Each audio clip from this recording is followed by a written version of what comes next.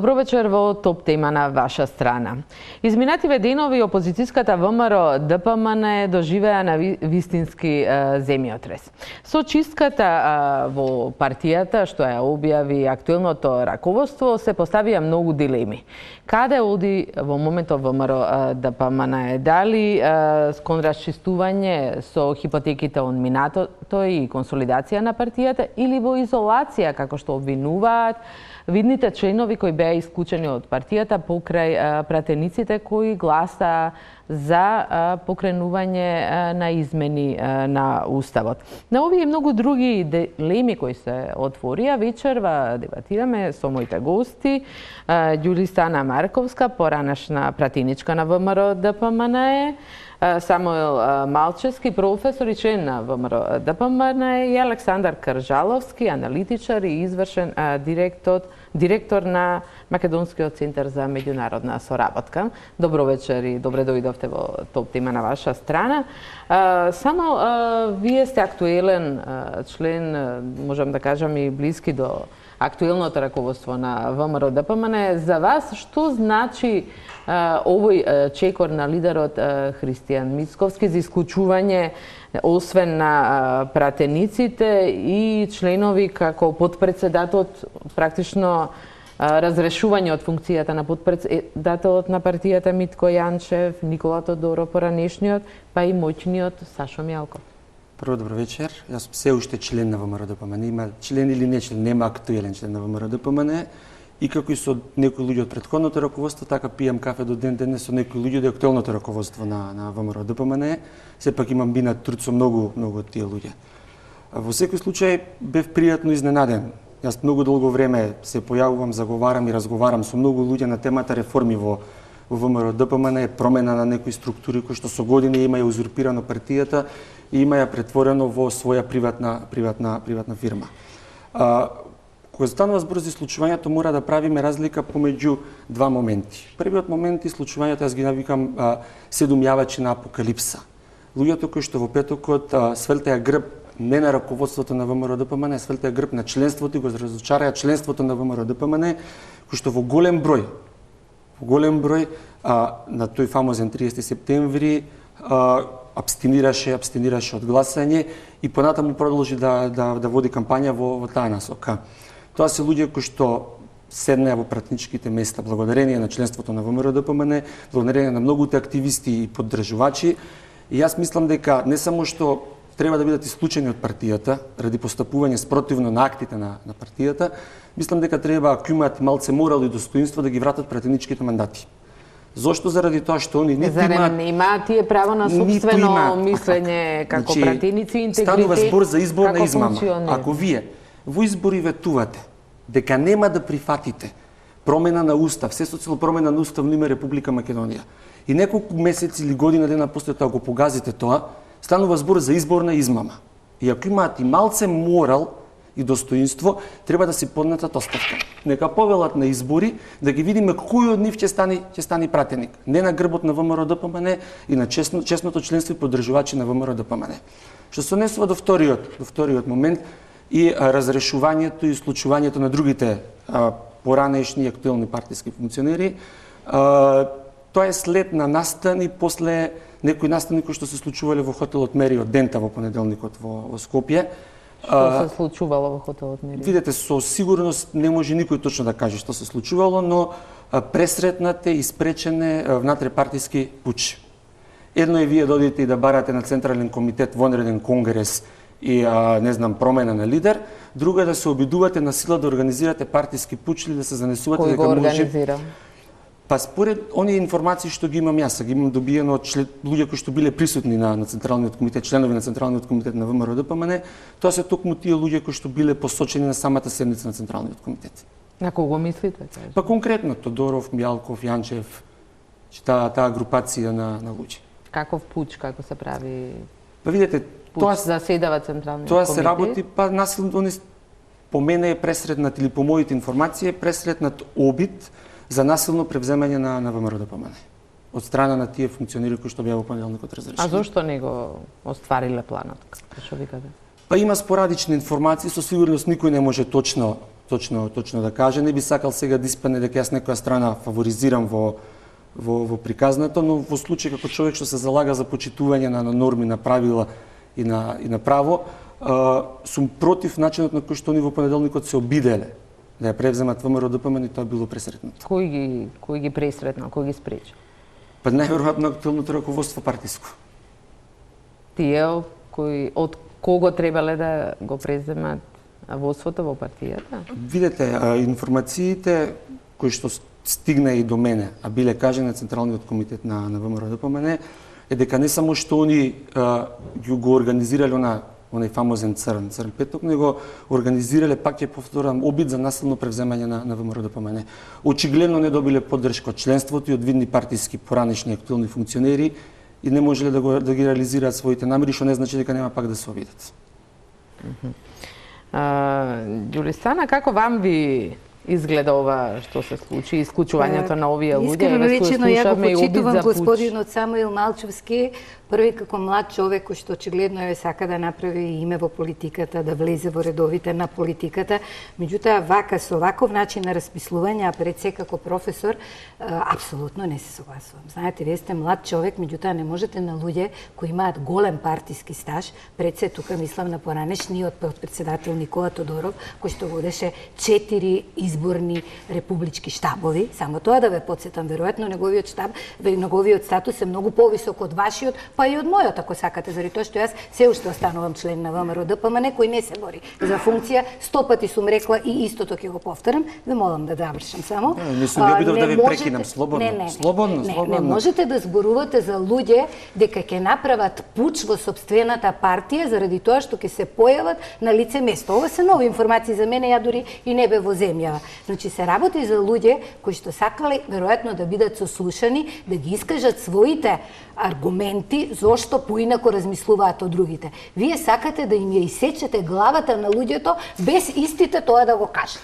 Тоа е не во ред за една партија која во својот префикс има демократска партија. Да не зборуваме за партија која што е демохристијански ориентирана и да не зборуваме за партија која што е конзервативна. Како луѓето кои што до сега представували еден единствен градоначелник, кој што е и актуелен подпредседател, на него ќе го спречиме да влезе во партијата и да направи пуч. Па партијата не е приватна собственост на оние кои што се во моментот на функција. Не е приватна. Ај вака, прво да разчистиме две работи.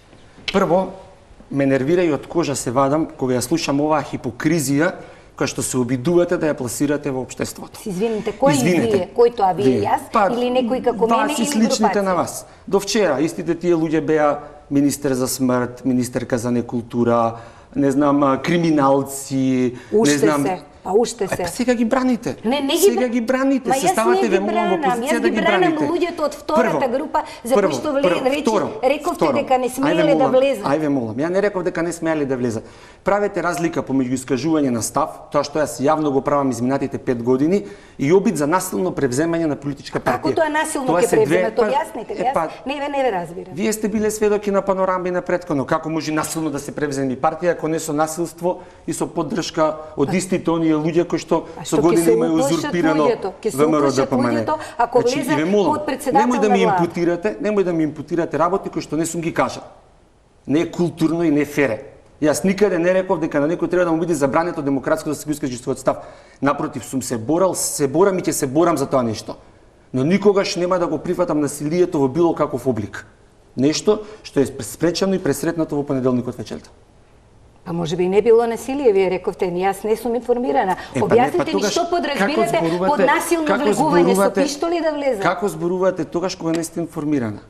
Ама вие зборувате како да сте биле таму и да сте директно брифирани од Кристијан Мицкоски. Како вие се осудувате мене да ми импутирате работи кои што јас воопшто не ги кажав. Затоа што ги напаѓате луѓето со кои што јас денеска со Никола Тодоров никогаш не сум имала релации. Да, ме го нарекувавте министер за смрт, криминалци, узурпатори, недемократи и што уште не. И најнаш се појавува хипокризија во општество, стануваат демократи, прозападно ориентирани, истите луѓе за кои што до вчера зборувавте, ај за генерализирам, може не со тоа на вас, но зборувавте дека имаат Тимоти не знам каде купено, ќе пребегувале пасоши вакви, такви, онакви, најнастанеа демократи, европејци.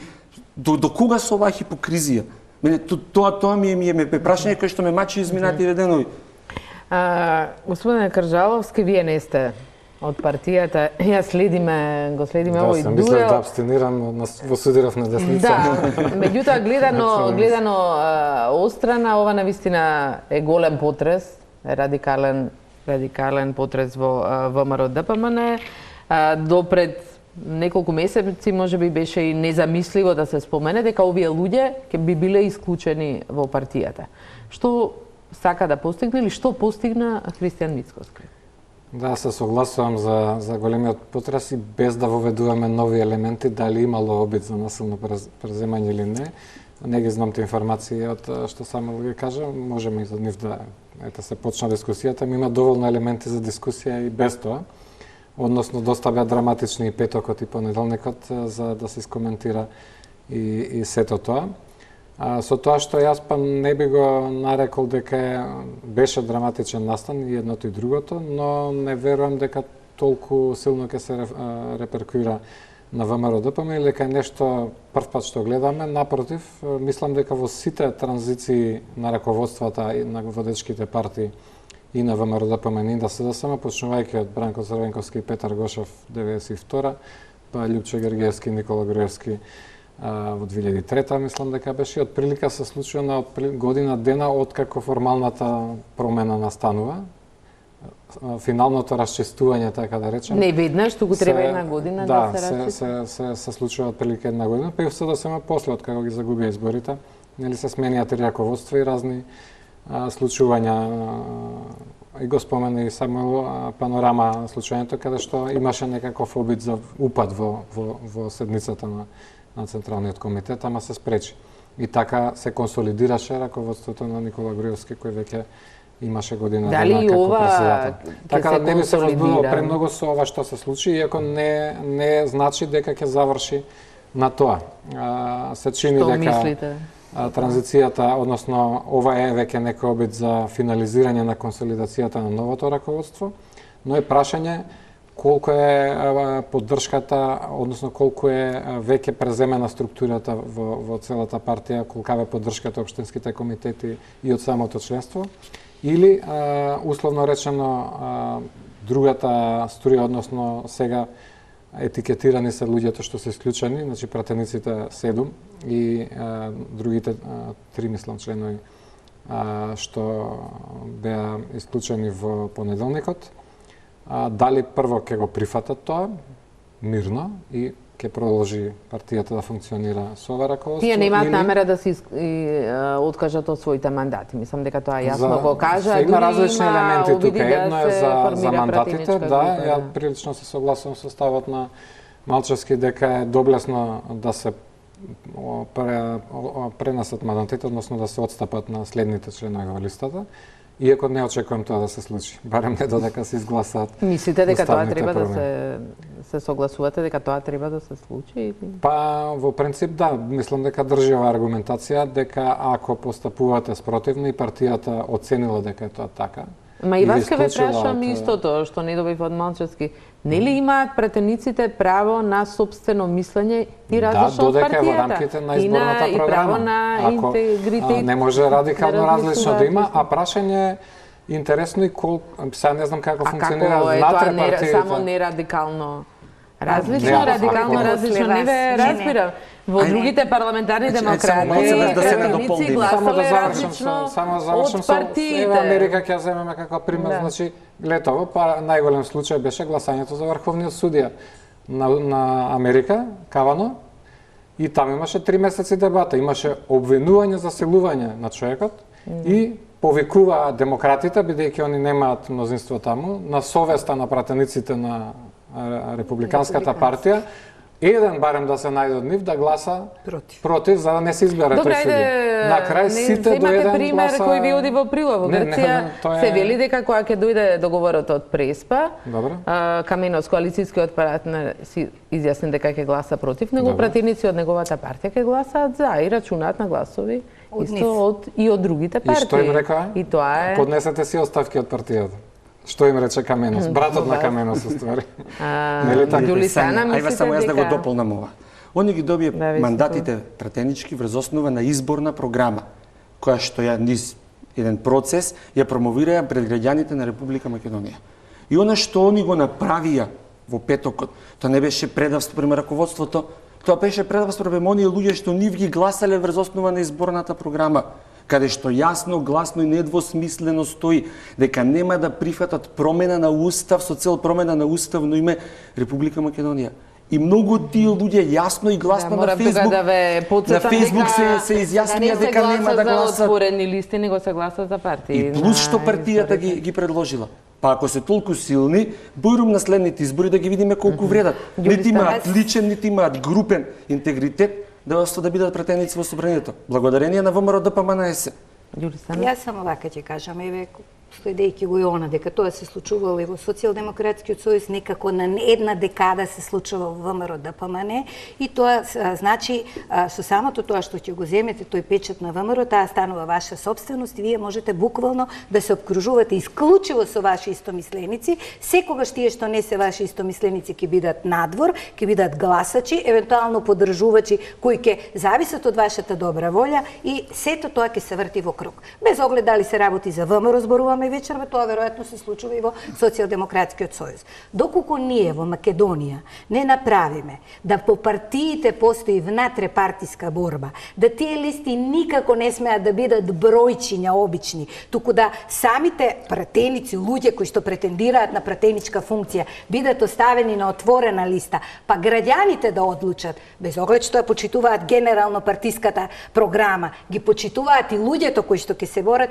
ние ќе имаме само слепи послушници на партиската волја, кои, доколку поинаку размислуваат, ќе бидат во истиот момент исклучени, а тогаш јас се прашувам, еве како граѓанин, кажете ми, што за мене значи дали јас ќе гласам за вас како господја Васич или за господинот Самуил Малчевски, ако тие буквално немаат никакво сопствено мислење, не размислуваат прагматично, не размислуваат поинакво за било кое прашање, па и за овие клучни, туку представуваат само бројка 1, бројка 2, бројка 3, бројка 4. Јано Кржаловски и Малчевски смета дека Не, јас зборувам за еден процес, дека доколку во Македонија не се случи демократизација на партиите, ние нема да имаме демократија на општеството. И тоа ќе се повторува години и години, без оглед дали е во овој момент тоа е ВМРО, после тоа ќе биде Социјалдемократскиот сојуз, и тоа е процес. Ние не можеме да бараме демократско општество ако тоа општество не го пресликаме во самите партии и ако не видиме како тие партии се финансираат. Тотално се слагам со ова, пошто е моето мислење дека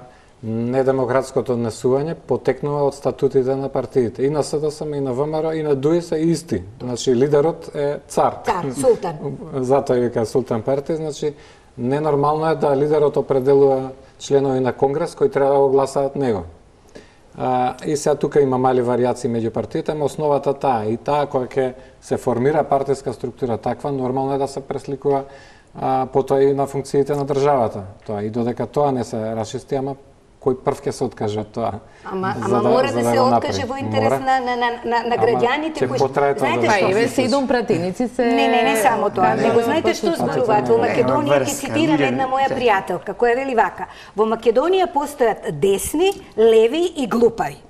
Верувате ми, така вели. Во глупавите се сите оние кои што се најпаметни, можеби и најспособни, кои што се граѓани во вистинска смисла на зборот, кои што не сакаат да бидат определени ниту лево, ниту десно, кои што можеби се малтретирани и трпат мобинзи на работните места, меѓутоа кои што никогаш нема да добијат ниту една раководна функција, само заради тоа што нема да се најдат на ниту една партија. Да се вратиме на случувањата во партијата. Малчевски, значи прво вака да расчистиме една работа пред да продолжиме понатаму. Тие 7 пратеници не кажаа своја волја.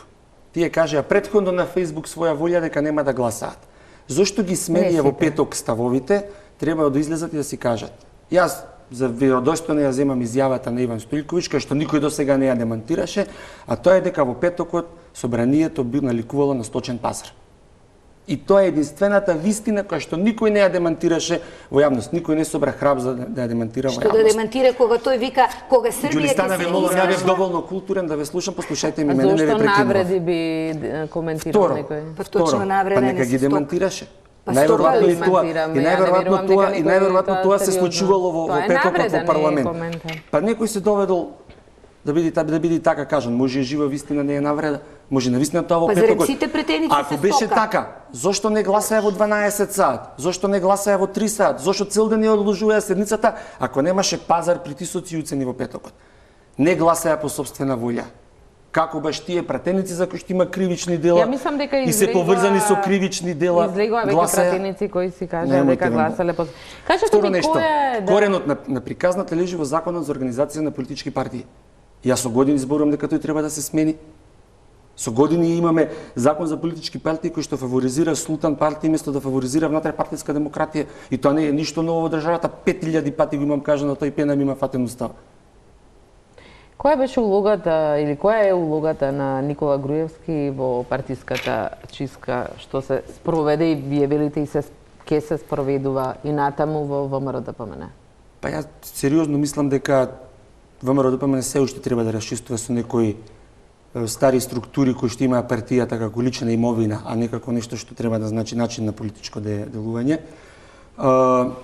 Јас денеска го слушнав како дава изјава дека он го поддржува како беше актуелното раководство и дека верува дека ВМРО-ДПМН ќе биде силна партија. По мене, во овој момент најпаметно за Никола Груевски е да се држи на страна од внатре-партиските случувања и да не се обидува никако да влие на истите. Се држи ли на страна? По информации или по работи кои што биле кажани во понеделникот на седницата на Централниот комитет, јас имам информации дека се држи на страна од внатре-партиските случувања моментално. Колку, како ќе трае тоа, не знам и не можам да ви кажам, сепак него треба да го прашате, не мене. А дали се држи на страна Ѓулистана Никола Груевски? Јас ја слушав неговата изјава, тој вели не знае што се случува во партијата, ова што го кажа Малчевски, дека силно и обединето ВМРО е добро за Македонија и дека тоа ќе го победи злото. Истата реченица, злото, ја користи и Христијан Мицковски во синоќешниот говор, мислејќи на актуелниот премиер Зоран Заев. Стои ли настрана Груевски од ова? Па видете сега, ако вие некого го инаугурирате и го октроирате за председател, без тоа да му возможите, па макар и друг да се пријави од формално правни причини, оти таму имаше луѓе кои сакаа да се пријават за да барем ако не друго да обезбедат еден формално демократски начин дека во партијата постои некоја формална демократија и да биде избран Христијан Мицковски не како октроиран, туку како председател во едно плурална демократска атмосфера во која што секогаш постоела во изборите на ВМРО-ДПМН. Меѓутоа, па дури кога беше избран господинот Никола Груевски, тој беше донесен на тацна од страна на господинот Љупчо Ѓоргиевски и имаше страшни притисоци за да биде избран. И знаете, тоа што вие ќе го направите, ќе ви се врати на крај на вас. Истото ќе се случи и со господинот Христијан Мицковски. Тој може да се обиколи со истомисленици, може да биде и премиер и се, меѓутоа, знаете, тоа што викаше мојата покојна баба, тоа што го не го правиш, не сакаш да ти го прават тебе, немој да им го правиш на другите. Така да влијанието на господинот Груевски е видливо. Тоа што тие не се среќаваат јавно, тоа што тој ги дава изјавите од страна, прво човекот си има објективни проблеми. Секој ден е на суд и секој ден и да сака веројатно, меѓутоа така било договорено меѓу нив двајца дека тој треба да се повлече за да може кармата на Христијан Мицковски да биде поголема и да не биде во негова сенка, дури и на прославата. Не се ни појави колку што знаеме. Каде Кржаловски ја гледате вие улогата на Груевски во ова? Се што би кажал би била спекулација, особено што два пати во живот го имам сретнато. Добро, следејќи ги изјавите овие денови. Согласувам за начинот, таков е печатокот за изборот на Мицковски во декември во Ландово, дека имаше кандидати за кандидатура, ама на крај се сведа на еден кандидат. И во таа смисла тоа имплицира дека е желба или протеже на Груевски. Дали после така беше и со Георгиевски, ама после година дена се расчисти, нели тоа се направи судер. Пак ја споменаме панорама. Меѓутоа имаше и формално правен кандидат втор. Да, меѓутоа во моментов Мицковски расчистува со Сашо Мјалков, но не расчистува со да, не знаеме што се случи, затоа кажав на почетокот прашање како ќе постапат исклучените членови, прво дали ќе го прифатат како такво и ќе престанат да делуваат во партијата, Второ, дали ќе е оспорат одлуката, како што слушнавме од Никола Тодоров денеска, дека побарал сослушување, како што е, ако разбрав да, добро, според Општинскиот комитет, статутот. Значи да си го образложи својот случај, да види дали има аргументација за таква одлука, дали другите ќе го следат тој пример. И трето, дали ќе се мобилизира поголема маса на членство во поддршка на таа група, бидејќи па Јанчев изјави дека е спремен да ја води партијата ако има доволно критична маса поддршка. Како го разбирате она што се слушна исто деновиве, пратеникот Илија Димовски, кој имаше некакви амбиции исто во лидерската трка, кажа се ова фингирано, изрежирана пресметка и чистка. Како вие гледате на тоа? Што сака да каже со тоа фингирано? Не е невозможно, а некои работи многу подоцна ќе се дознаат, а некои веројатно никогаш нема да се дознаат. Денеска се баш пишав некој текст и се навратив на патот на Преспанскиот договор и за мене се клучни периодот меѓу последната лидерска средба во мај и објавувањето на текстот на договорот пред да се потпише. Дали, бидејќи тој беше периодот кога требаше национален консензус да се постигне, дали се воопшто информирани Мицковски и Иванов, дали добиле или дале некаква согласност, сега сите изјавуваат нели едното или другото и не можеме да знаеме да сама тврди дека биле за секој чекор информирани, тие велат не. Некојаш тоа веројатно никош нема или ќе дознаеме мемуарите после 50 години. Ама така и за ова веројатно додека некој од директните учесници, како што вели Самуел, тие што биле умериот може да кажат што се случува во умериот или на Централниот комитет. Све друго ќе биде само наша спекулација и предпоставки. Ама да ќе видиме развојот, пак зависи од таа критична маса колкава поддршка има едната или другата група и дали воопшто ќе покрене таа внутрипартиска борба. Малчевски, вие бевте синоќа на прославата на 23 октомври, денот на револуционерната борба, денот на ВМРО, како што до вчера го нарекува и СДСМ, владата, морам да забележам, прв пат така го одбележи со малку помпа. Меѓутоа, после 7 години, да, зборот е ми е нешто, прашањето ми е друго. Да, бевте. Таму го слушнавте говорот на Мицковски и сиве овие денови, освен пресметки со и расчистување во партијата, слушаме тешки обвинувања, навреди. Мицковски ги нарече пратениците луѓе без кичма, предавници. Вие не ги штедите овие зборови за пратениците пред се и за другите. Да, зошто чистка со вакви навреди? Се јавачи на апокалипсата, зашто го изневерија партиското членство по мене. За Мицковски, зошто Мицковски ќе го прашате? Не можам да зборувам во негово име. Практично еднаш во мојот живот сум се сретнал со човекот и ништо повеќе од тоа. По мене, јас и кажав зошто ги нарекувам 7 јавачи на апокалипса, зашто ни практично ги изневерија партиското членство. Луѓето кои што не спиеја за они да станат претеници, не се штедеја за они да станат претеници.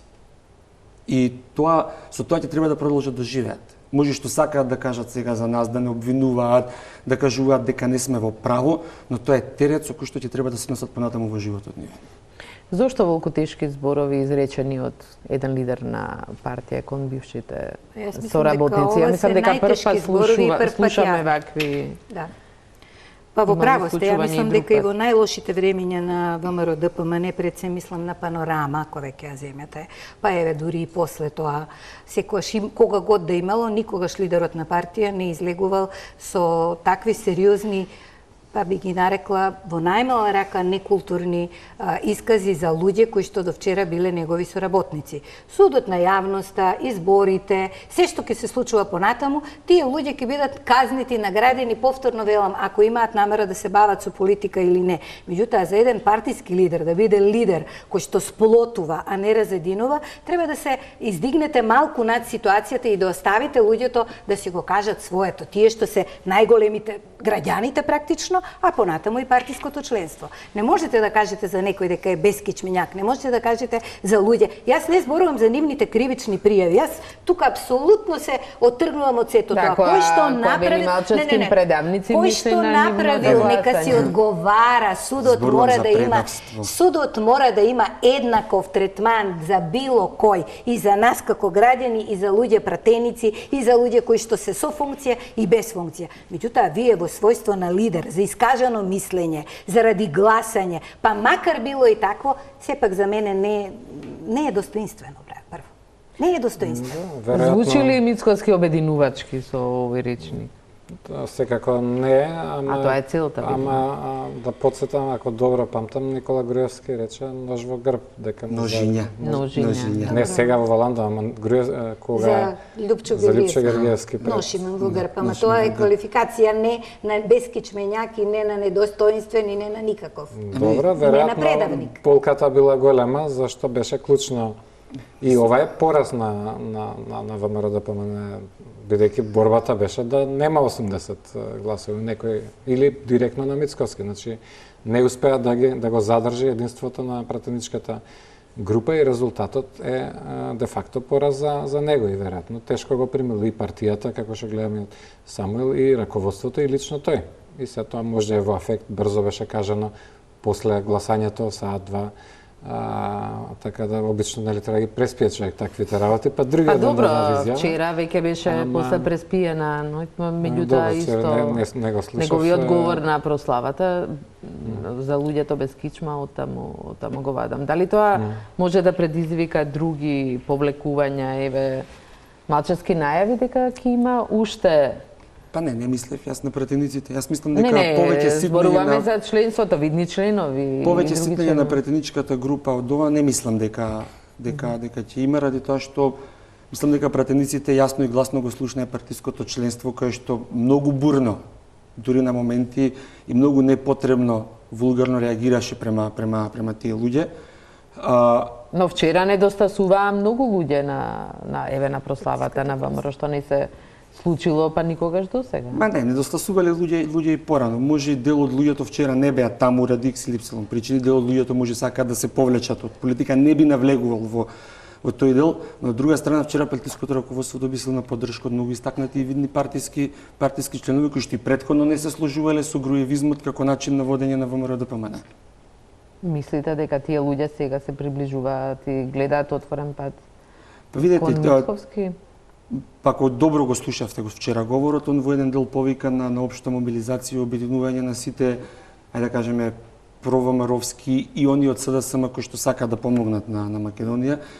Да видиме како ќе следува или што ќе следува после тој повик или каков ќе биде процесот. По мене во овој момент проблематично е тоа што ние се уште го немаме новиот партиски статут, а више 11 месеци во фаза на изготовка. По мене, тоа требаше да биде клучна точка од која што ВМРО-ДПМН требаше да се реформира, ребрендира, нови партиски структури, нови партиски тела, а стои во место. И тука по мене нема оправдување. Тука актуелното партиско раководство до сега требаше да го донеси новиот статут и да одиме чекор понатаму. За жал се уште од тој аспект тапкаме во место. Дали беше очајнички обитована Не знам да дали се врати после поразот во парламентот за ВМРО-ДПМН или чувство на моќ?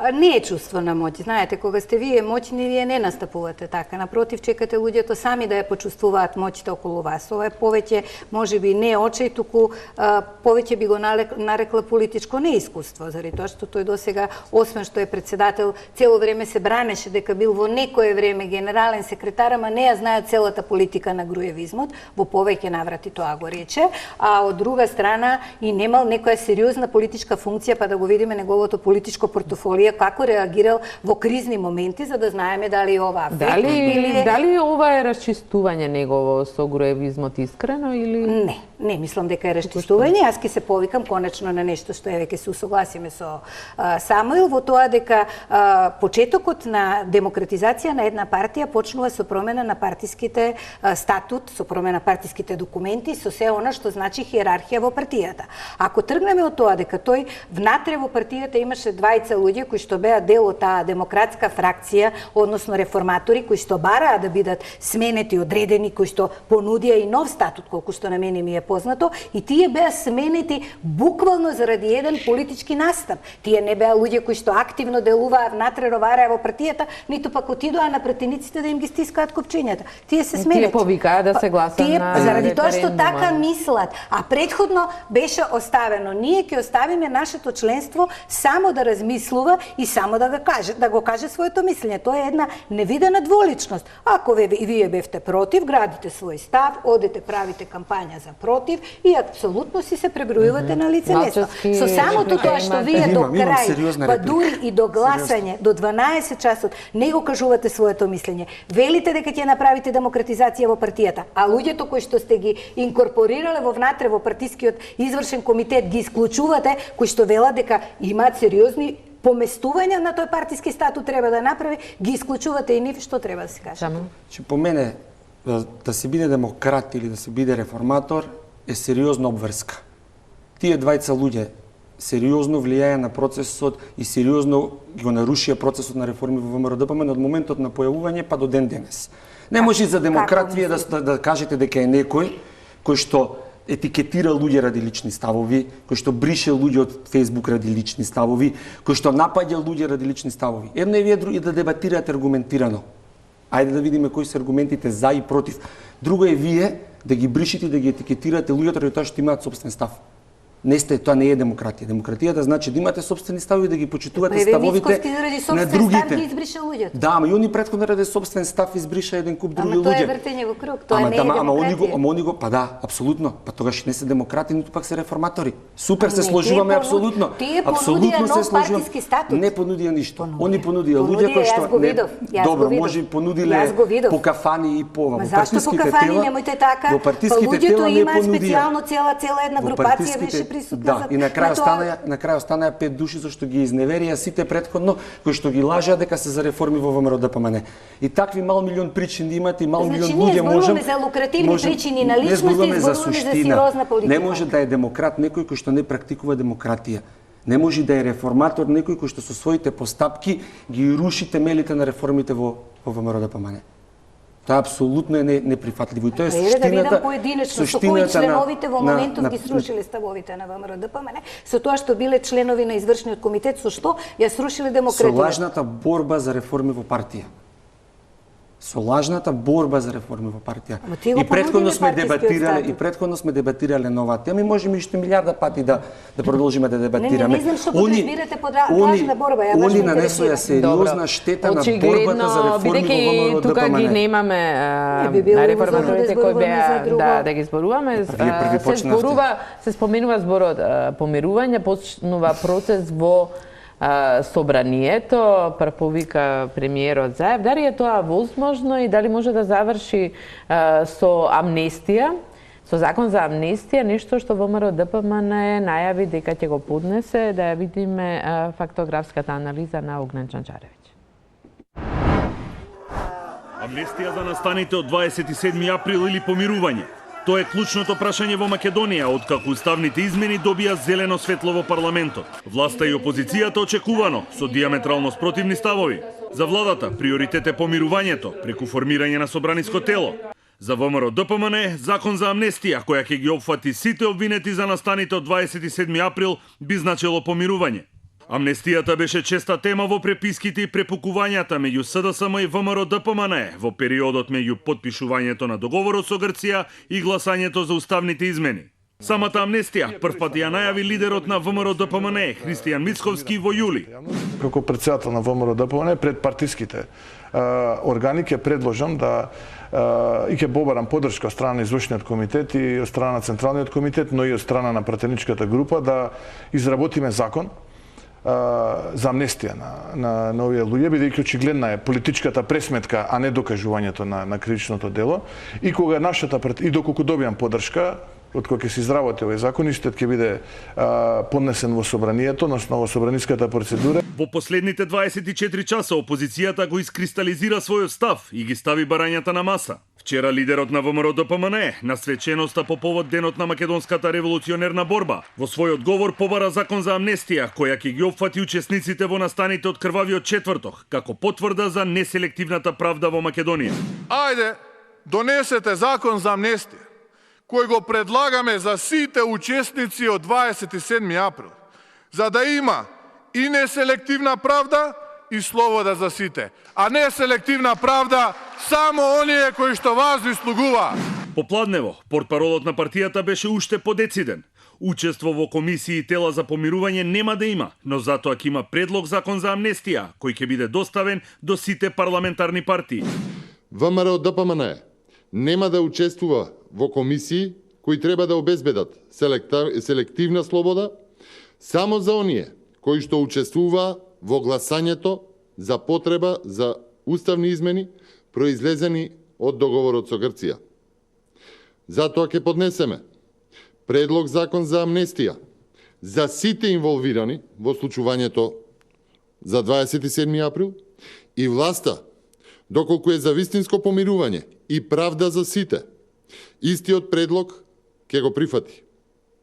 Текстот на овој предлог закон ВМРО ДПМН ќе го поднесе на разгледување до сите парламентарни партии.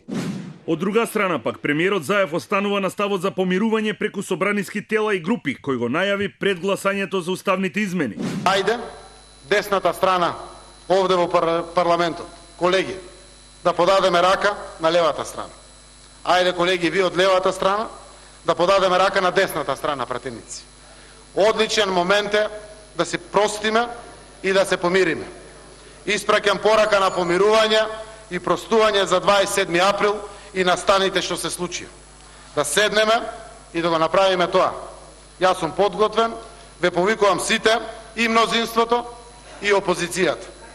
Да, знам дека тоа има цена. И подготвен сум да ја платам цената. Политичка е цената. Тој се уште е без клучното објаснување што значи помирувањето, дали е тоа некако вид на амнестија и зошто помирување без амнестија би било примамливо за опозицијата. Денеска го повтори истиот став, помирување ќе има, но клучно е да се запази правната држава и да нема мешање во судските власти и правосудниот систем. Сакам да ги разгледам сите овие предлози, секој пат со внимание сум ги размислувал сите предлози на опозицијата, но уште еднаш напоменувам, ние не смееме да ја орнисаме правната држава, заради тоа што владењето на правот, правните реформи се едни од најзначајните реформи, будно следат сите земји членки на Европската унија и се што ќе правиме мораме да правиме на внимателен начин, онака како што е тоа дозволено, за да го предизвикаме и потврдиме помирувањето и националното обединување, но при тоа да не орнисаме правната држава во Македонија. Судската власт досега беше резервирана околу помирувањето и амнестијата, но денеска врховниот судија и претседател на Сдруженијето на судии Џемел Саити потенцираше дека тоа е политичка одлука и додаде дека се додека не се донесе, судовите ќе продолжат да ги водат предметите. Прашањето на амнестијата е ставена на друг терен, односно тоа се разговара на ниво на засега политички партии по некои информации и би се речело исто така на друг терен, тоа значи во собрание или во некоја друга институција. Финалниот одговор бил дека судовите ќе продолжат да ги судат предметите согласно динамиката и согласно надлежностите кои ги имаат. А прашањето на амнестијата е сосема друго прашање. Амнестијата не е нешто ново во Македонија, бидејќи досека 6 пати е применета. Во 1991 година беа амнестирани 907 лица, осуденици и затвореници. Во 1999 година пратениците гласаа за закон, исто така за намалување на казни на затвореници. Третата амнестија беше во 2001 година, веднаш по рамковниот договор за припадниците на ОНА. Четвртата амнестија се однесуваше на граѓаните кои го избегнале служењето на воениот рок. Во 2011 година амнестирани беа хашките случаи, а на почетокот на годинава беше изгласана амнестија на затвореници на кои им се намали казната затвор за одредени кривични дела. Продолжуваме со дебатата во топ тема на ваша страна. Малчевски, значи, Заев повика на помирување во парламентот, претседателот на парламентот Тала Џафери ќе предводи комисија која ќе се обиди да ги помири пратениците од различните партии. ВМРО ДПМН го отфрли тоа или вели ќе поднесе закон за амнестија. За 27 април. Знаете вака, прво што ќе направи таа комисија во собрание е знак прашалник. Ќе донеси закон, ќе донеси некоја декларација. Добра, и дали со тоа сериозно нема да влијае врз судот и судските одлуки. Да не заборавиме, значи не е точно дека има реформи. 18 месеци државата тапка во место. Кажете ми еден сегмент. Си случок на еден двајца министри кои што си ја бркаат својата работа. Во сите други сектори то нема. Нема реформи на судство, нема реформи во образование, нема реформи во здравство, нигде нема реформи. И сега наеднаш луѓето кои што се бореа и дојдеа на власт со пуштање бомби, со држање пресконференции против корупција и криминал, наеднаш нудат амнестија. Прво, нудат амнестија за пратеници што е селективно применување на правда. Значи, и во принцип тоа е поголема неправда. Второ, јас би се задржал на волјата на луѓето кои што се обвинети за 27-ми, кои што бараат низ една транспарентна постапка да докажат дека се невини. Се тоа што се случува изминатиот период и се тоа што се случуваше во петокот, има сериозни индиции дека за дел од учесниците на 27 април ние имаме политички монтирани процеси. Не може да пуштите од притвор некој кој што отворил врати, а некој кој што гестикулирал или го обвинувате дека со некоја гестикулација влијаел да настанете во собрание да го држите во притвор. Тоа е апсолутно непоимливо. И точно затоа, за да можат вака да си поигруваат со судството, оди не го имплементира извештајот на Прибе, ни точка ни запирка од истиот не имплементира. Не е можно токму тие пратеници да сватија во меѓувреме на овие судски процеси дека биле само топовско месо искористено од раководството на партијата на 27 април? Во принцип ние станува збор за возрастни луѓе. Ако се довеле во ситуација да бидат топовско месо, тоа говори дека уште утре треба да се поднесат оставки и да се одат. Не се достојни да ја обавуваат функцијата пратеник. Па инсистиравте на почетокот на послушност на пратениците. Ако си дозволиле да бидат топовско месо, не инсистирав на послушност на пратениците. Јас инсистирав на почитување на волјата на граѓаните, на луѓето кои што гласале за нив. И тоа е сосема различно од гордата послушност против која што се борам и ќе се борам понатаму. Дали е можно помирување во парламентот како што посакува власта или дали пак со закон за амнестија, уште една политичка амнестија? Значи не можеме да имаме никаква политичка амнестија. Тоа е моје мислење, заради тоа што настанот крвавиот четврток, како што беше крстен 27 април, и од оно што го слушаме во моментот што се случувало внатре, тоа е страшно. Тоа е една тешка порака упатена за сите оние кои што сакаат да се бават со политика, во што можат да стапат во случај да се определат да се бават со политика и да влезат во собранието. Не зборувам поименично за пратеници, за било кој. Зборувам за институција собрание, зборувам за институција пратеникот. И тука се работи за институција. Ја можам да не го сакам пратеникот ово или оној, меѓутоа институцијата пратеник значи сериозна моќ и значи нешто што е значајно во оваа држава. Спрема тоа, тука се согласувам дека пристапот не може да биде селективен.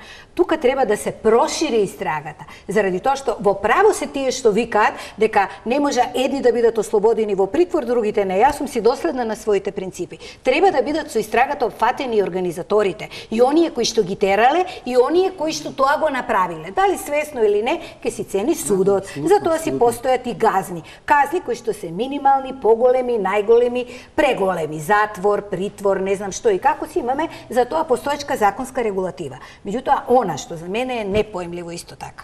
Не може, верувајте ми, не може вие да зборувате за помирување заради тоа што таму никој не беше нападнат во својство на приватно лице. Таму беа нападнати председатели на партии со тенденција да бидат убиени. Таму беа нападнати пратеници. Таму имаше жени пратеници кои што едва излегоа жива глава. Како сега ние тоа, на основа на што се најдовме на насловните страници на сите светски весници што се случувало во Македонија, добивме поддршка дека помирување имало и по војни, по големи кризи и конфликти. А ние овде зборуваме за влегување во собрание кое што е избрано по волја на граѓаните. Тоа собрание не беше инаугурирано собрание, тука е желбата на народот. Имале бројка, немале, направиле влада. Понатаму што и како помирување вие можете да му простите приватно на човек, меѓутоа не можете да му простите како институција кој направи. Караджаловски, можно ли е помирување? Прво треба да се разбереме за поимот помирување кој што подразбира и беше интересно од кога го кажа тоа премиерот во собрание во минатиот понеделник, како беа реакциите на тоа и главно тој беше внимателен да не употреби амнестија, видовме во прилогот. Да, меѓутоа кажа дека е подготвен да прати политичка цена. Сега тука сме за цената, бидејќи сите, особено тие што беа меѓу најгласните новинари, активни луѓе по социјални медиуми во шарената револуција, за кој нели беше претходниот систем, режим, корумпираност и сето тоа и е тотално неприфатливо било каква амнестија за било што, не 27 април, туку и криминалите претходно. сите протолкуваа дека Заев кажал амнестија, дека мислел на тоа. Да, имаше.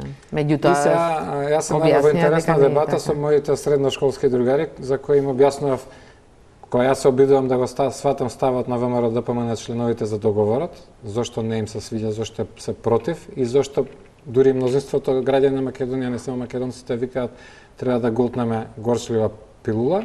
И сега доаѓа пак на истиот муабет, само се од обратната страна. Оние, значи ВМРО-вците треба или повеќето треба да голтнеме горчлива пилула за да помине договоров.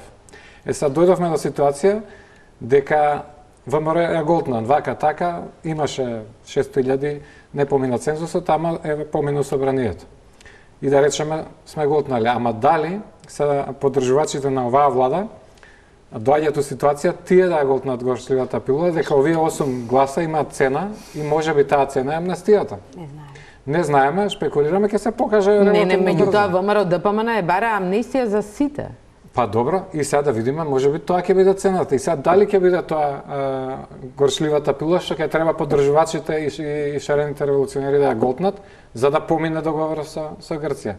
И мислам дека ако отидеме до таму ќе биде побајаги лом у држава, значи веќе е доволно поларизирано, бидејќи референдумот покаже, иако не се постигна цензус, имаше 600.000 што излегоа, ама отприлика 600.000, меѓу 400 и 600.000, бидејќи обично гласаат меѓу 1.200.000, значи не биле за договорот, не дале поддршка, ама тука барабар е бајаги поларизирано, не може да тврдат 1.200.000 дека биле против, ама меѓу 400 и 600 веројатно биле. И тоа кажува дека не е доволно добар договорот и можеби веројатно нема како да се репреговара со Грција, ама можеби ја ги разбирам овие 8 што гласаа за, можеби ја гледаат шансата, ама тоа требаше да се договори со ВМРО ДПМН многу поодамна. Можеби заради ригидниот став не се договори и можеби логиката нивна на тие 8 било ајде барем да спасиме што може да се спаси со уставни амандмани.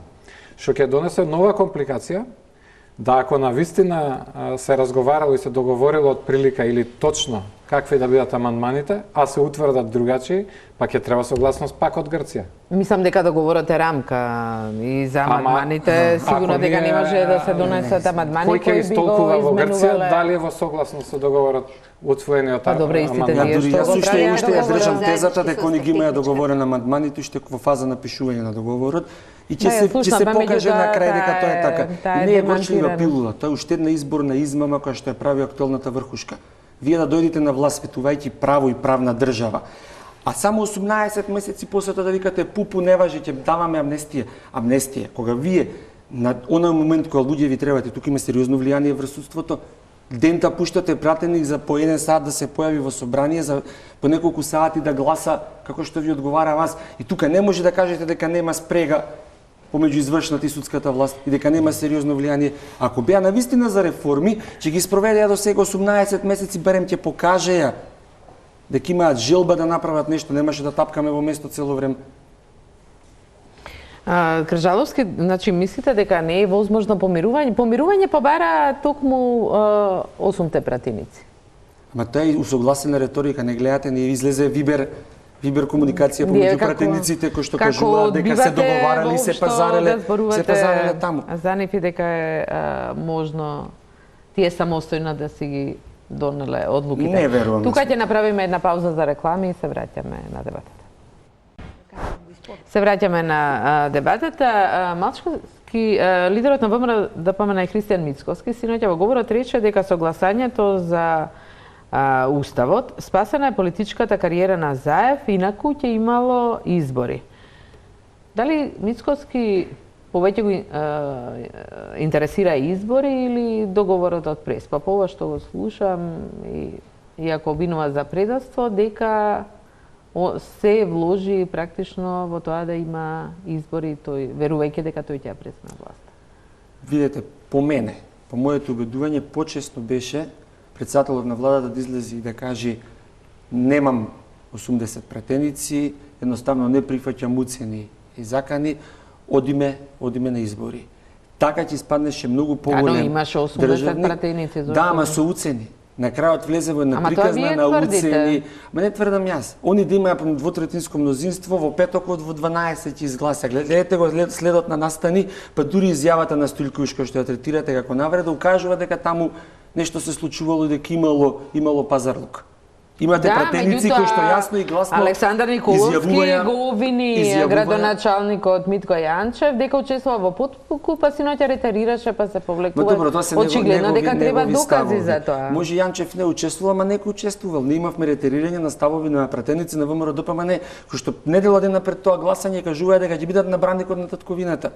И тоа се во блиски роднински врски, некои од нив со поранешни функционери на ВМРО ДПМН. А што ако се зголеми мнозинството кое ќе гласа на крајот за амандманите на Уставот? Многу почесно за Република Македонија ќе беше да се оди на избори, па да видиме што ќе донесе тие избори. Може стварно Заев ќе освоеше двотретинско мнозинство, ќе беше казната политиката на ВМРО ДПМН, него пак, иако тоа звучи навреда, ќе се навратам на кажувањата на пратеникот Стојковиќ, некој собранието да го претвори во сточен пазар.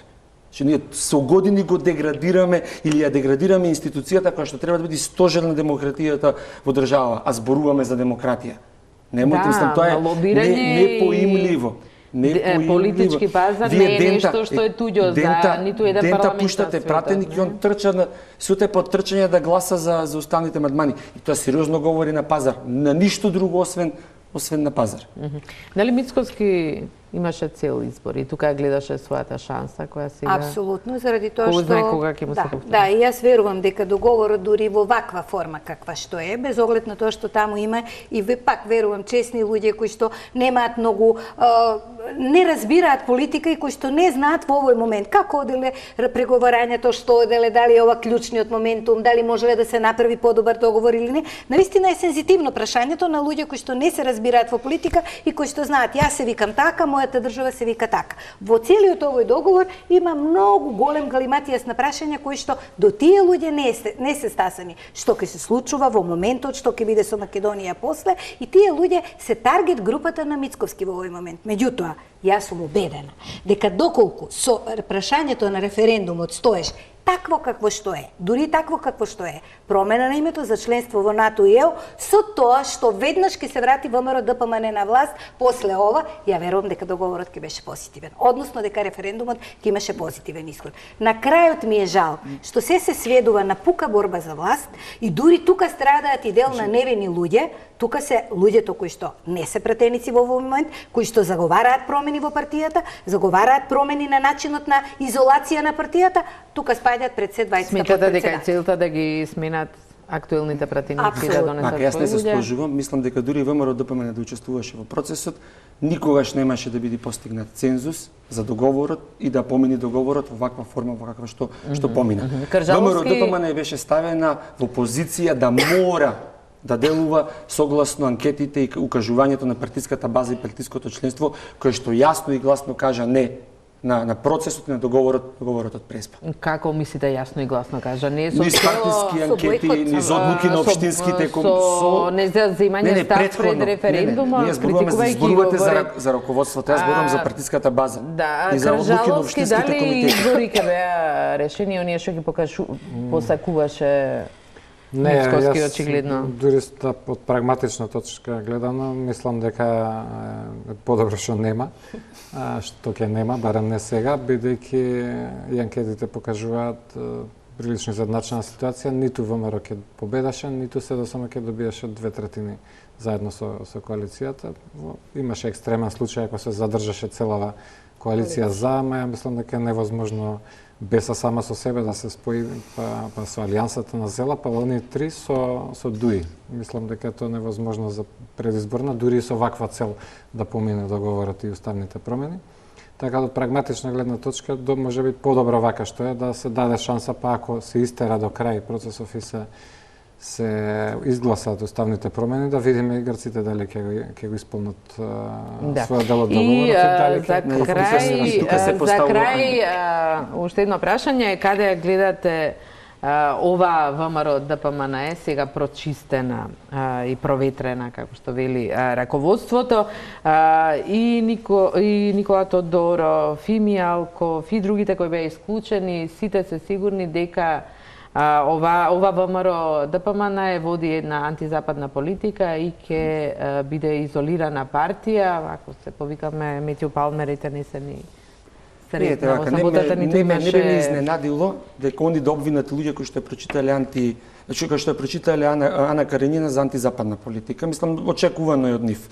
Она што е битно и што по моје мислење треба да се случи во иднина е ВМРО ДПМН да не го загуби контактот со партиската база и со членството и со македонскиот народ. Ние сме имали и претходно случаи кога партијата имала различни ставови со некои представници на меѓународната заедница, па брзо после тоа се случувале промени и партијата испливувала на површина. Најлошо од се, ако ВМРО ДПМН во следниот период го изгуби контактот и поддршката со партиската база и со македонскиот народ. За вас не е битно дали со меѓународната заедница? Па тие односи се пеглат и ќе се испеглат во многу скоро време. За мене тоа е многу битно. Мене ми е жал ако ВМРО ДПМН биде повторно приватна партија, како што беше и до сега, ако не се случат реформи, ако се исклучуваат прогресивни луѓе кои до сега биле позитивни во својата кариера, кои што дури немаат ни дамки, ни криминала, се обвинуваат за подкуп, само заради тоа што имаат своje мислење, и сметам дека партијата ќе отиде во голема изолација, дури и да победи на наредните избори, дека ќе биде тешко да направи влада. Таква една партија која што не е демократска, која што ќе изгуби поддршка и од сестринските партии, пред се мислам на ИПП партии, народните, на кои што им беше јасно и гласно речено дека Македонија се во ова ја води Македонија, меѓутоа и партијата во изолација, дека на крајот на краиштата ВМРО ќе има пирова победа, ако смета дека ќе има победа. Кажаловски. Како што викаше на колешка од секторот, јас се согласувам со сите. Да заклучам, значи мислам дека да, примарно е врската со членството, со базата, и тоа ние го проповедаме во граѓанскиот сектор. Секоја невладина организација треба да ги одржува врските со членството, заради која е формирана и делува. И тоа е примарно. Важна е меѓународната соработка, меѓутоа луѓето и функциите се менливи. И дури во мај може да се случи ни Могерини, ни Хан веќе да не се таму. Сосема нови луѓе ќе дојдат. Ним Палмер, како што лани не плашеа со Хојти и Њуланд, сега ги нема никаде тие изгуби. Да, меѓутоа американската надворешна политика не го смени. Затоа викам важна е, ама тоа ќе се репрограмира партија ВМРО ДПМН. Па мислам дека заврши, посебно ако помине договор, ќе се вратат работите во нормала. А може би ќе имаме избори напроред. Не верувам, не гледам причина за владата да инициира избори. Мислам председателски сега веќе има, ама не гледам причина ако помине се со договорот дека ќе има причина за предвремени избори барем сега. Ви благодарам на сите за учеството во вечерашната топ тема. Вам, драги гледачи, ви благодарам на вниманието. Останете со Телма, имајте пријатна вечер.